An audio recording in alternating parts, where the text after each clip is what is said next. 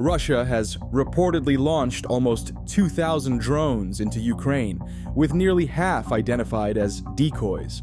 However, the most concerning part is the recent news that Russia is recruiting young African girls with the promise of great jobs and a better future. But unknown to the girls, they are actually being brought in to produce drones. But instead of a program of work and study in areas such as the hotel, business and catering, some of them only learned upon arriving in the steppes of Tatarstan that they would be working in a weapons factory and assembling Iranian attack drones. How did Russia trick young African girls into forced labor? And what has Operation False Target affected Ukraine's defense? In late 2022, Russia began Operation False Target, a strategy designed to mess with Ukraine's growing air defense capabilities. Russia sends out a swarm of drones, mixing armed ones with decoys that look exactly the same. The goal? Total confusion. While the operation might appear simple, it is brutally effective. Ukrainian forces can't tell which drones are deadly and which are dummies, leaving them scrambling to defend against every single one. It's a psychological and tactical nightmare. Ukraine's radar systems cannot distinguish between decoys and armed drones. As Yuri Ignat, a spokesperson for the Ukrainian Air Force, stated, "For us, it's just a dot on the radar. We have no way of identifying the exact target during flight."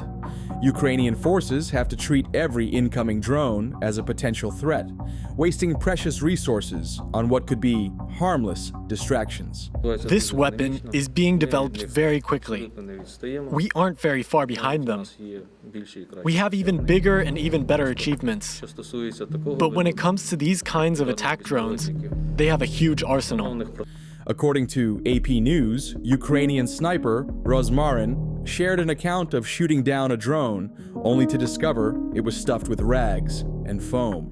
Russia's deceptive tactics leave defenders guessing, often forcing split-second decisions that could cost lives or critical infrastructures. According to an investigation carried out by the Associated Press, Russia is churning out hundreds of decoy drones at a factory far from the Ukrainian border. The dummy drones are developed at a plant in Alabuga Special Economic Zone in Tatarstan, and this plant is said to produce approximately 40 unarmed drones and 10 armed drones daily. At just $50,000 per armed drone, the price is a fraction of traditional weapons, and the decoys, filled with inexpensive materials like foam or rags, are even cheaper.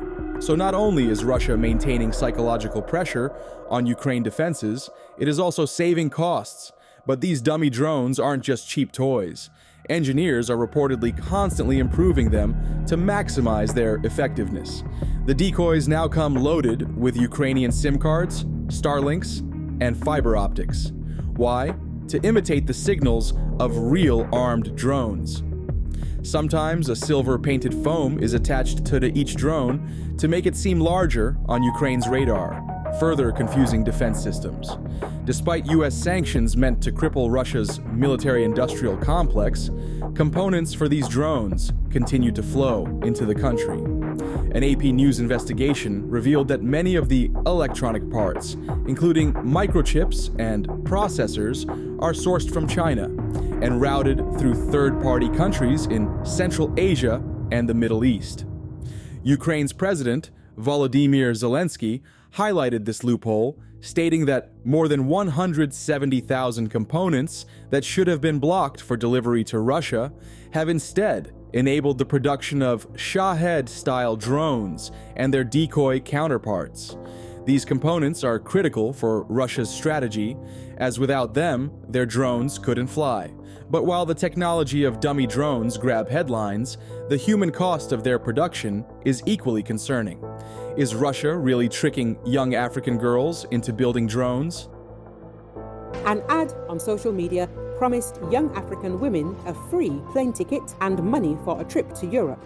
Just take a test game to test your knowledge of 100 Russian words, the publication said. This is reported by the Associated Press. But instead of a program of work and study in areas such as the hotel, business and catering, some of them only learned upon arriving in the steppes of Tatarstan that they would be working in a weapons factory and assembling Iranian attack drones. The Alabuga Special Economic Zone controversial recruitment practices have drawn international scrutiny. Young women, many from African countries like Uganda, Rwanda, and Kenya, are reportedly lured with promises of education, high wages, and a European experience, only to find themselves working long shifts in harsh conditions, often handling caustic chemicals without proper protective gear. Reports from AP News states workers are suggested to constant surveillance, restrictive living conditions, and deduction from their wages for accommodation and other expenses. Some women complained of long hours under constant surveillance, unfulfilled salary promises, and working with harsh chemicals that left marks on their skin. To fill the acute labor shortage, Russia is recruiting women aged 18 to 22 from regions such as Uganda, Rwanda, Kenya, South Sudan, Sierra Leone, and Nigeria, as well as Sri Lanka. This exploitation has sparked allegations of human trafficking, with the UN warning that such practices may meet the criteria for forced labor. According to David Albright, a former UN weapon instructor, about 90% of the foreign women recruited from Africa work on the parts of the drones that does not require much skill. This highlights the fact that Russia has lost a huge percent of its citizens to the war in Ukraine, and Putin can no longer mobilize his people. According to leaked documents verified by Albright and another drone expert, the number of African women shipped to Russia in 2023 was just under 900. However, by 2025, it will reach around 2,600 women. Another controversial aspect of the recruitment is the fact that Russian recruits in Uganda targeted mainly orphanage homes, according to messages from Alabuga's Telegram channel. And while the campaign didn't necessarily state its reasons for not recruiting older men or women, various analysts have suggested that the officials target young girls because they believe they are easier to control. The girls were also misled about how much they would earn. The program promised a salary of $700. However, social media posts later revealed they were only paid $500. One of the workers revealed that the cost of her accommodation, airfare, medical care, and Russian language classes were all deducted from her salary. In the end, she barely had enough to cover her basic needs. Things were so bad, she struggled to afford her bus fare to work. To make things even worse, due to the sanctions on Russia, the women could hardly send money back to their families in Africa. And to top it off, these women are at risk of inhaling toxic substances that could potentially cause medical issues for them in the future. Russia is using cheap labor to build drones to attack Ukraine. But this is just the beginning. Russia is also collaborating with Iran to build its feared Shahed 136 drones and launch more attacks on Ukraine. One of the many drones Russia has been using to bomb Ukraine is the Shahed 136, also known as the suicide drone. These drones are a significant part of Russia's arsenal, designed to crash into targets after loitering in an area. Russia recently gave Iran a license to produce the Shahed, and ever since, Russia has been able to achieve mass productions of the drones. Then there's the four-post drone, one of the most recognizable names in Russia's fleet. Originally a licensed replica of the Israeli IAI Searcher, this drone has been manufactured domestically since 2012 at the Ural plant of Civil Aviation. Russia claims the four-post is now produced entirely without imported components. And the four-post R variant, an upgraded model, boasts an endurance of up to 18 hours in flight and is equipped to carry small, laser-guided bombs. Russia has been using the four-post for its operations in Ukraine from as early as the initial invasion in 2014. And during the 2022 conflict, these drones were heavily deployed in the south, targeting Ukrainian bastion coastal defense systems, and even launching attacks on Kyiv from Belarus. However, despite their relevance, Russia's four-post fleet is limited. Reportedly, there are only around 30 systems available. But this is not a problem for Russia because the Orlan 10 drone has become a simple and cost-effective substitution. Introduced in 2013, it has been a reliable tool for electronic warfare.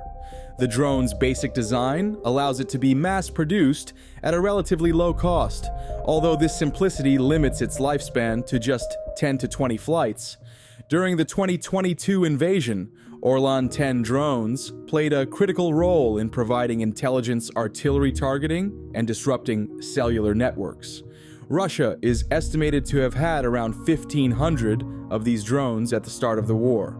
However, the Orlan 10 has become increasingly ineffective due to advanced countermeasures by Ukrainian forces. Ukraine received machine guns, electronic warfare systems, and anti-aircraft missiles from the US, and this has helped the country defeat the drones. As of this moment, Russia has lost most of its Orlan 10 drones. As an upgrade to the Orlan 10, Russia has begun using the Zala 421 16 drone produced by Zala Aero Group.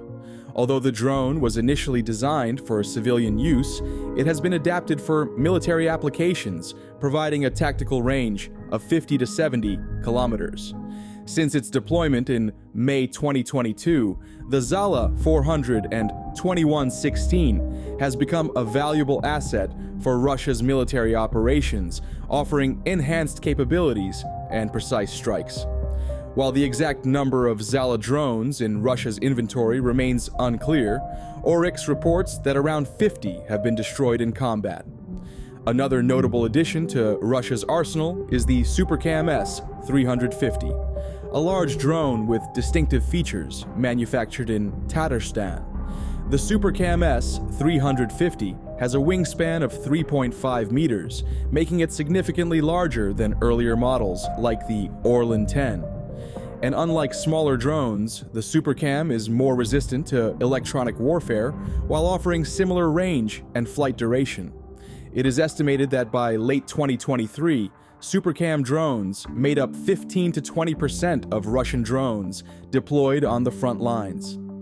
Russia may have found a cheap way to produce drones and attack Ukraine. However, Ukraine has been targeting Putin, launching multiple drone attacks near his home. So check out this deep dive where I'll show you why Putin fears for his life.